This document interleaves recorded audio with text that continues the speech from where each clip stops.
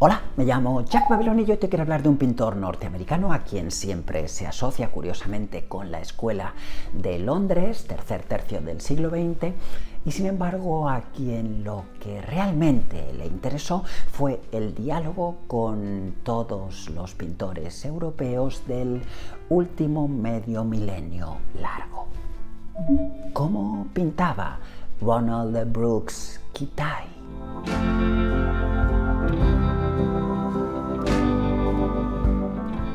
Lo primero que llama la atención analizando exhaustivamente la morfología gráfica de Kitaj es que su obra constituye constante referencia al concepto de palimpsesto. Palimpsesto, ¿qué es un palimpsesto?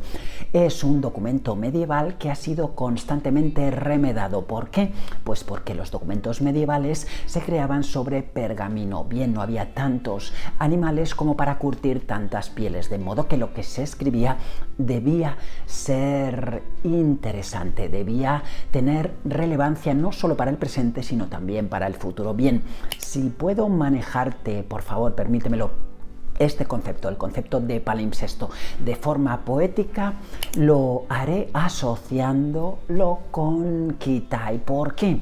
Porque sus cuadros pareciera que surgen de una superposición constante de adiciones y sustracciones, de remedos y de restricciones constituidas por estos remedos, o sea que el proceso está decantando la imagen final, pero esta imagen final no es definitiva en la cabeza del pintor antes de pintar el cuadro, sino que surge, como te comento, a través del tránsito procesal.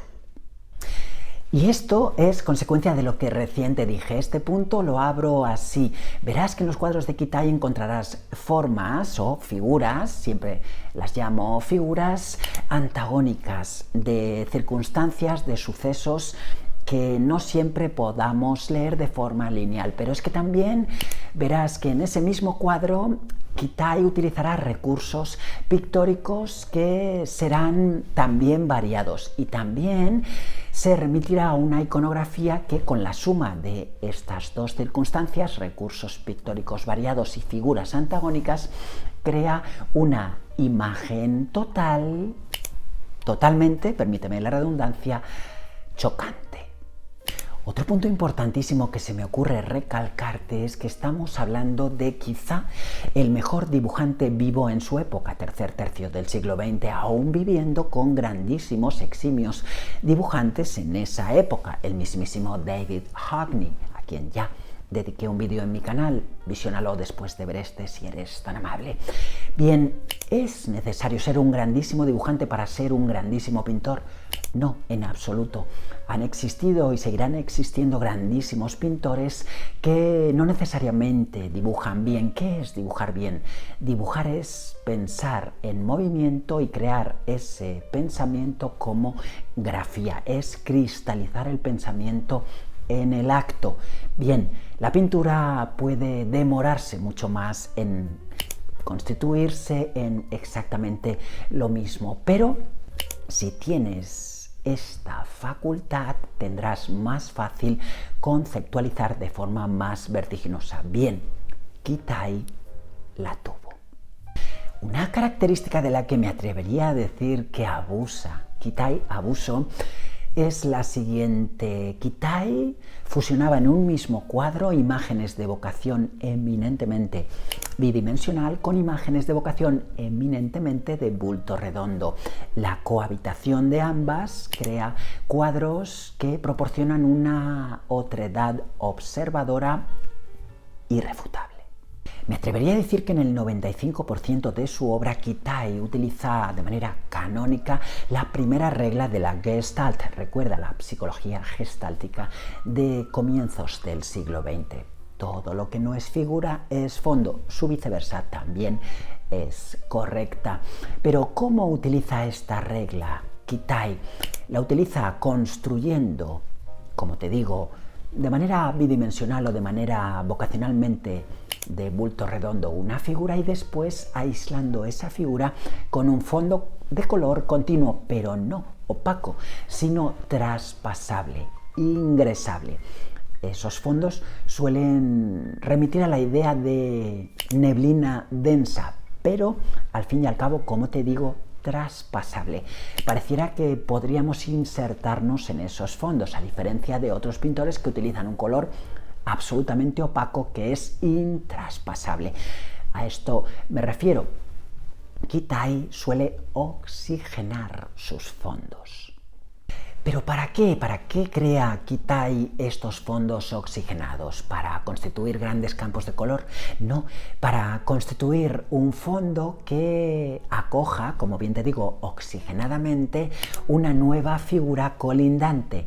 De modo que es como si Kitai creara una figura, después creara este fondo oxigenado, después colindara otra y así sucesivamente fuera creando este, como te digo, palimpsesto que a su vez cumple otra característica fundamental. Toda la obra funciona con el concepto inherente, no siempre explícito, de horror vacui.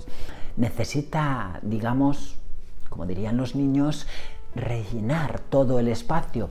No quiere dejar grandes masas, grandes campos de color a su vez opaco, sino necesita que el cuadro esté trasladando nuestros ojos a través de figuras, a través de fondos, a través de arquitecturas y que todo ello cree un abigarramiento iconográfico que nos mantenga mucho tiempo observando esa obra, no tanto por su espacio, sino por su tiempo. Y añádele un recurso iconográfico más, como reciente sugerí, el uso de perspectivas muy agudas, arquitectónicas, unidas a grandes masas de evocación bidimensional. Esto de nuevo crea redundantemente una nueva otredad. De modo que en la observación total de un cuadro que ya de por sí crea otredad observadora, se van difuminando, se van atomizando áreas que a su vez crean sectores de otredad observadora en sí mismos.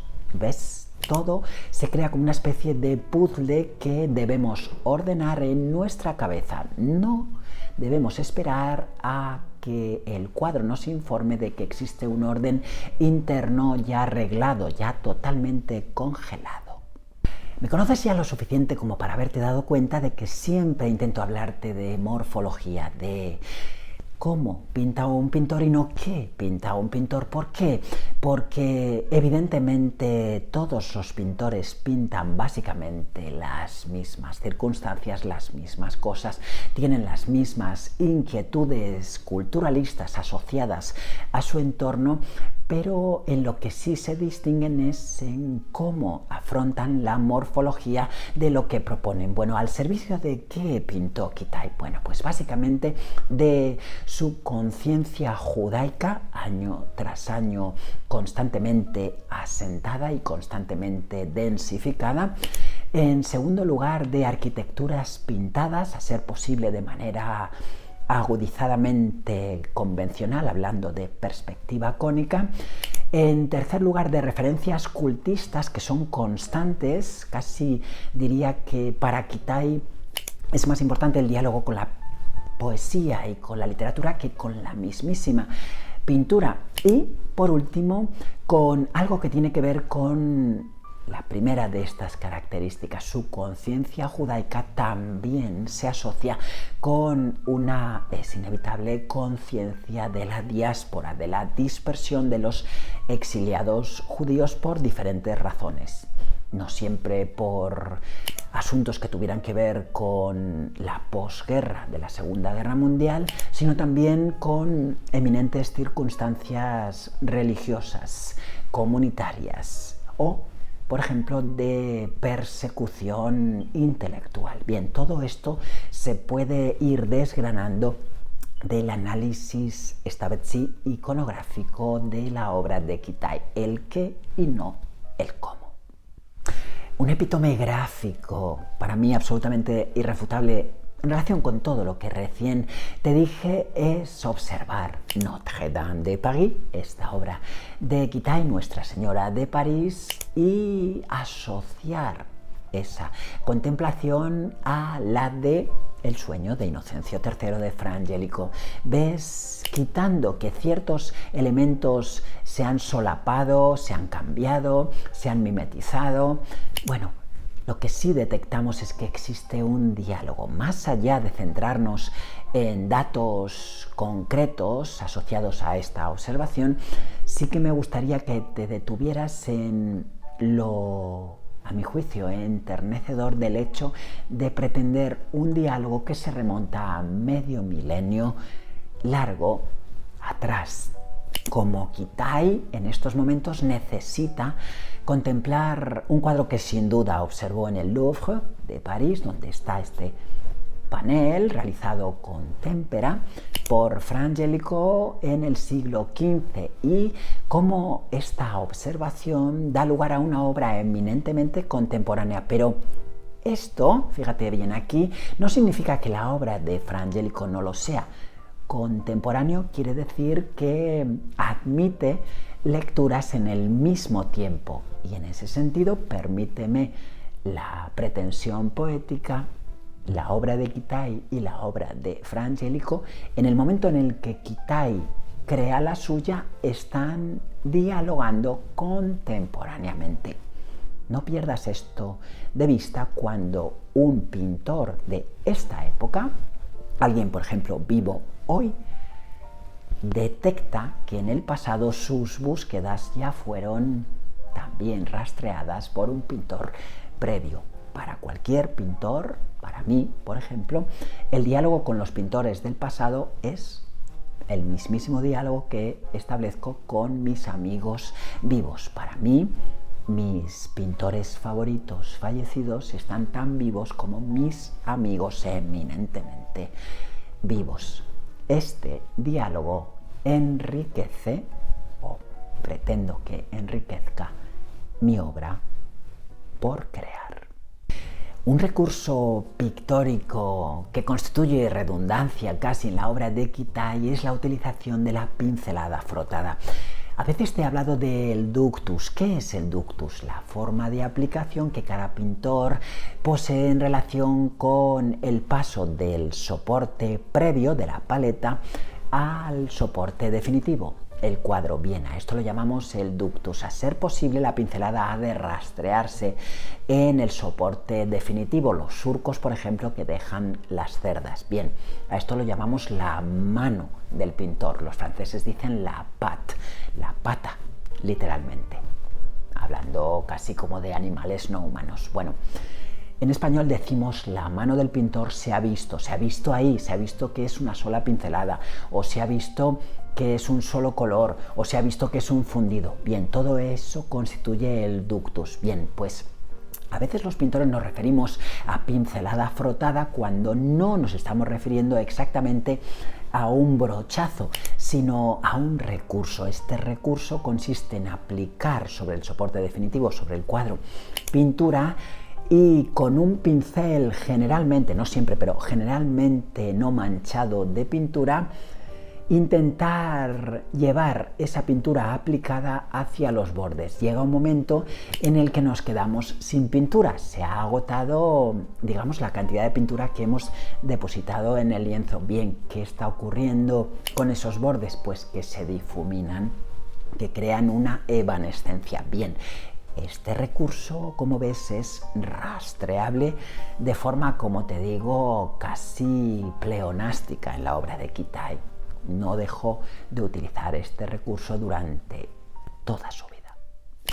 Hoy te he querido hablar del grandísimo pintor y eximio dibujante Ronald Brooks Quitay, quien siempre me proporciona en la observación de sus obras algo muy curioso, una complejización intelectual que resulta de una sistematización esquemática en lo tocante a lo iconográfico, y también en lo tocante al recurso pictórico y también al recurso cromático. Bien, la unión de estos dos paralelismos que son divergentes, permíteme, el oxímoron constituye algo que sin duda hace que vuelvas una y otra vez a la obra de este magnífico maestro norteamericano.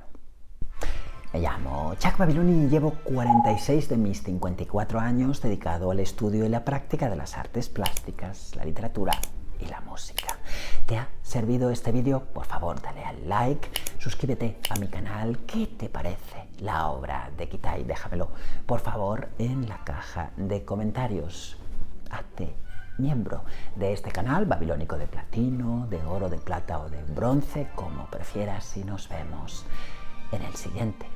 Arigato gozaimashita.